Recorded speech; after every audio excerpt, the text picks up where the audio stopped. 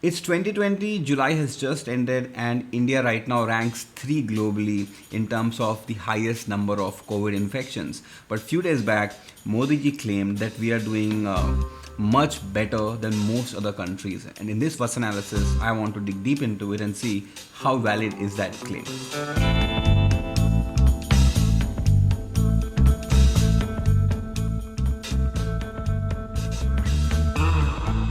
साथियों, देश में जिस तरह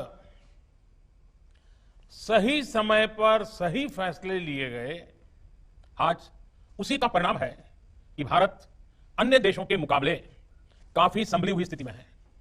आज हमारे देश में कोरोना से होने वाली मृत्यु बड़े बड़े देशों के मुकाबले काफी कम है।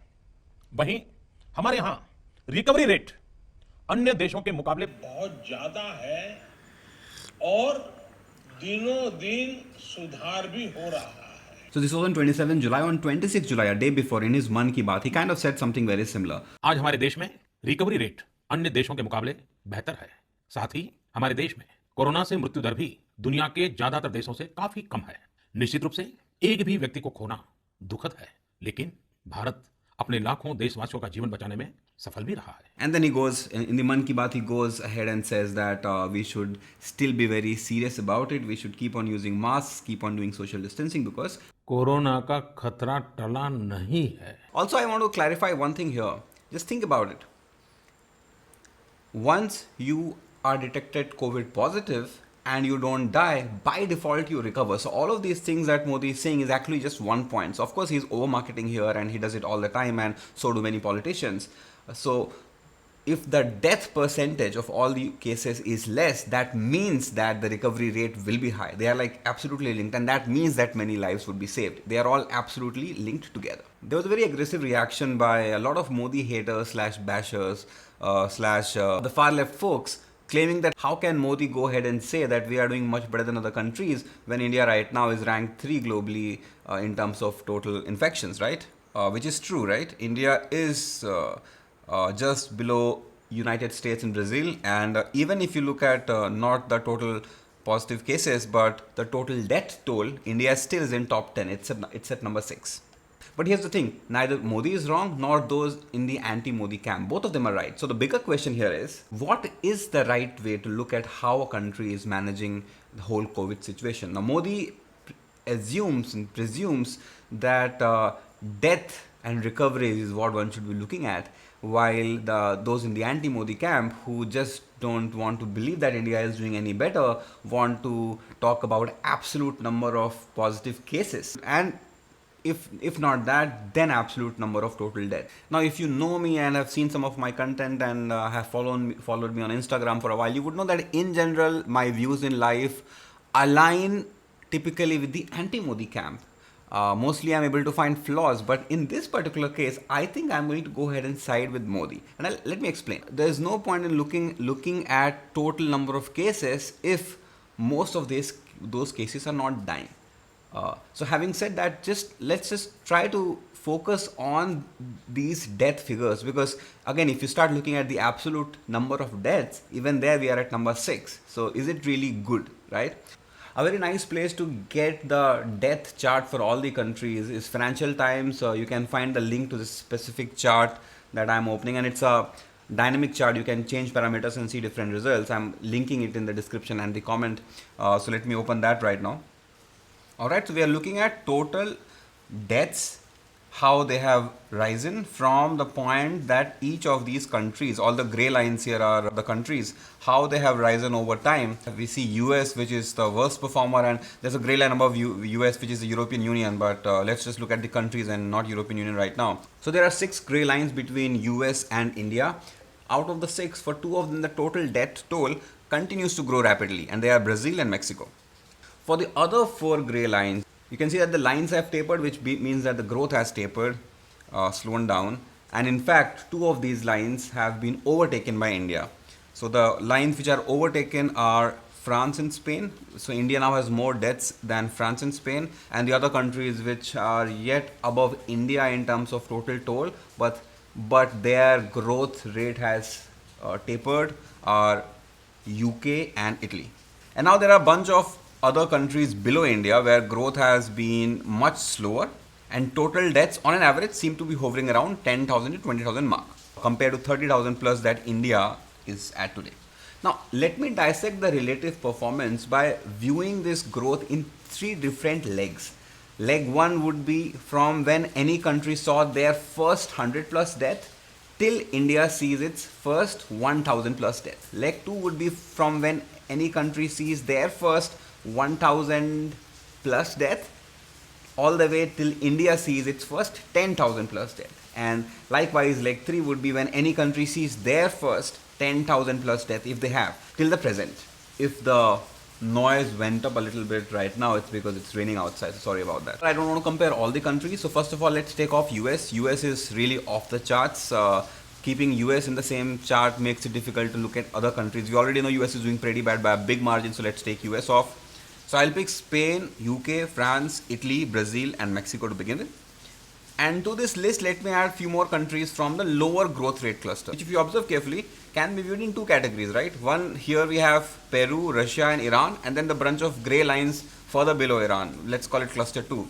So from the from this cluster 2, let me randomly pick up few countries, say Turkey, Indonesia, Egypt, Bangladesh, Philippines. I think that's good enough. So these are the countries which we'll compare now. And before I proceed, I want to make something clear. At this point, I don't want to get into the authenticity of the data itself. That's a valid debate, and most countries are underreporting infections and death rates.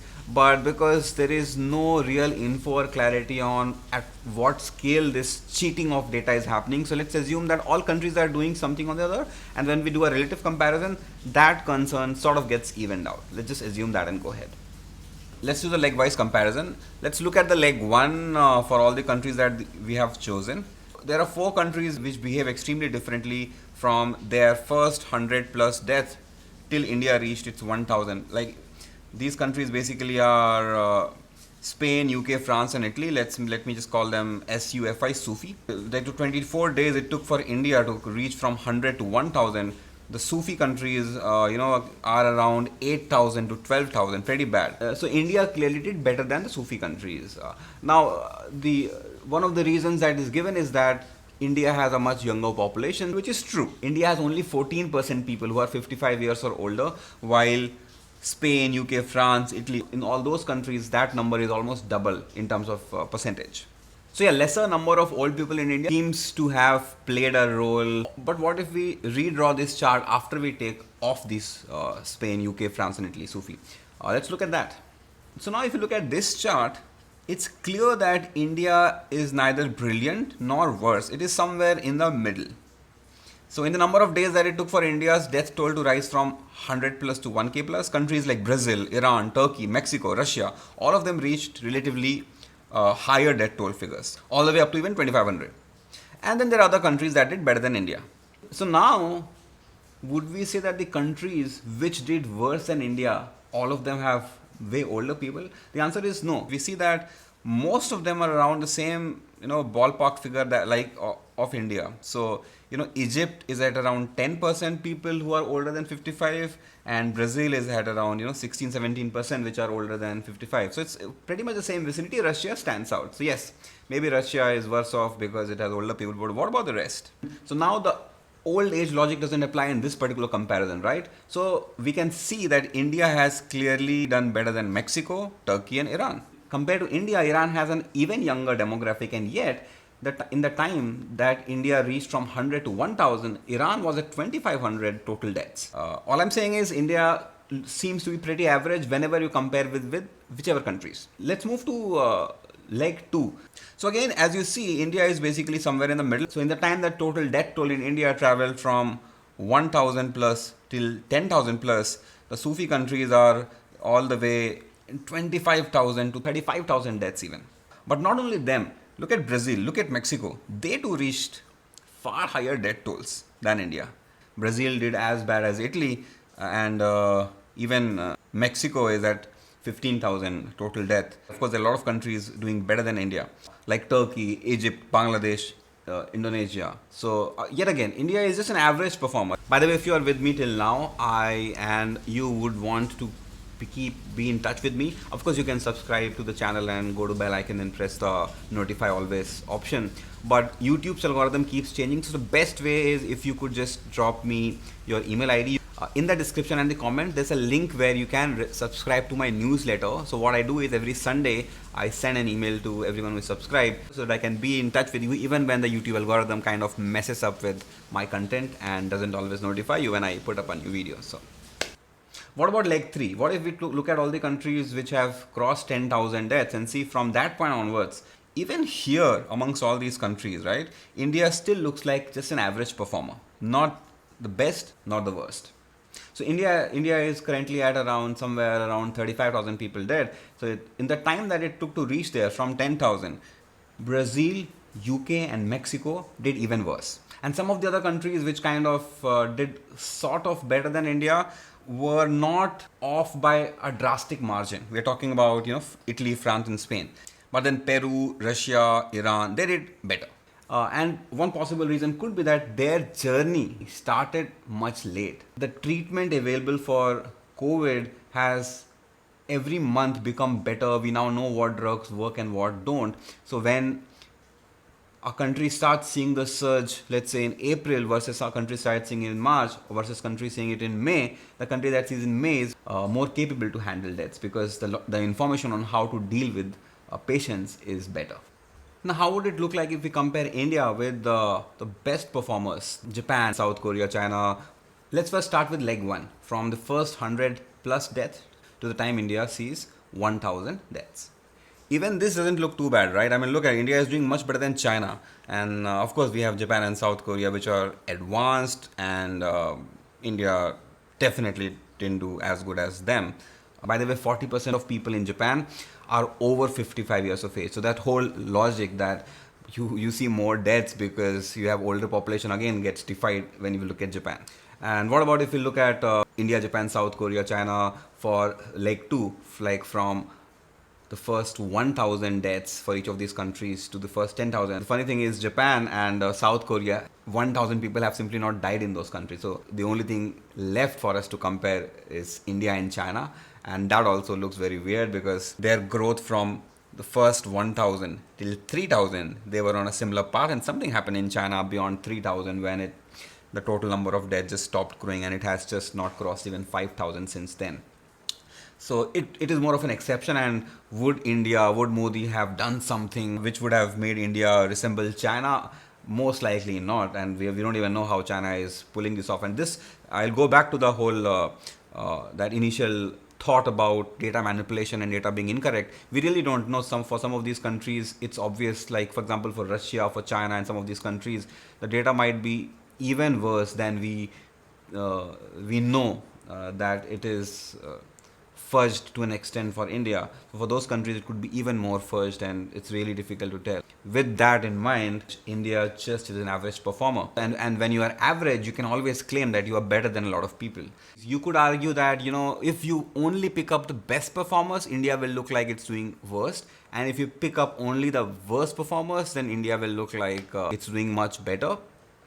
So what is that one chart which clearly shows India is doing average? Can we pick up every country and say that? And the answer is yes, there is this one chart. So if you go to Financial Times website and select per million deaths, you see that the blue line that India represents, everything on the left of that blue line, the overall deaths per million of the population grew at a faster rate than India. And it's clearly, you can see that most countries, like I don't know how many countries are there, but most of them, around 60-70% of them are on the left side of India, and there are lesser countries on the right side. So there are definitely much better performers in terms of how their death per million population grew. India is somewhere in the middle, as I said, and a lot of countries are doing bad. So to conclude, I would say that death is what you have to look at, because otherwise it really doesn't matter if you just get infected. Very rarely someone has a long-term impact on their life because of coronavirus. If you die, that's the only loss. Otherwise, people recover and move on with life. Just look at Brazil and US. One of the reasons they clearly are doing bad is not just because they have older people, but because the leadership screwed it up. One might say we are comparing to the worst countries, but every country needs to have at least a threshold number of people dying per million. For some countries and some cities it's higher, for other countries and other cities it's less. India, we are right now at 20 per million who have died, something around that. So that means that for many days more and more people will die and the number will go up. That still doesn't mean we are doing bad. That means we are just a very huge country, and in that sense Modi is right when he says look at the rates, look at how many people per million are dying and at what rate it is growing. What about the migrant worker situation? A lot of people say that. So that's true that the government clearly didn't envisage the impact on the migrant population of India, the migrant workers, when it announced the first lockdown specifically. It was a really bad situation, and a lot of people even lost their lives. Not many, but people died, as every life is indeed precious. So that was a big screw up, for sure. And in spite of that blunder, even today, India is just doing average. That's pretty much what this video is.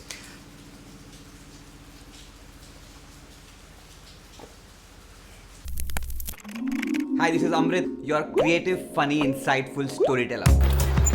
I make a lot of videos, I vlog about my life, I make short documentary films. 3-minute stories. Companies, non-profits, startups, schools, universities, they hire me to tell their stories or the stories of those they impact so that they can sell more, raise funds, attract people to work for them. And then there's the second type of stories where I go find amazing individuals doing amazing things, and they don't hire me as such, but I tell their stories because their stories deserve to be told. In fact, you can help me fund those stories at patreon.com/whatsup. I come from an IIT business consulting background, but after a few years of corporate job, took a break to become a wedding photographer. I still shoot at weddings across India. There is something beautiful about creating art from weddings. There is something beautiful about creating art from anything.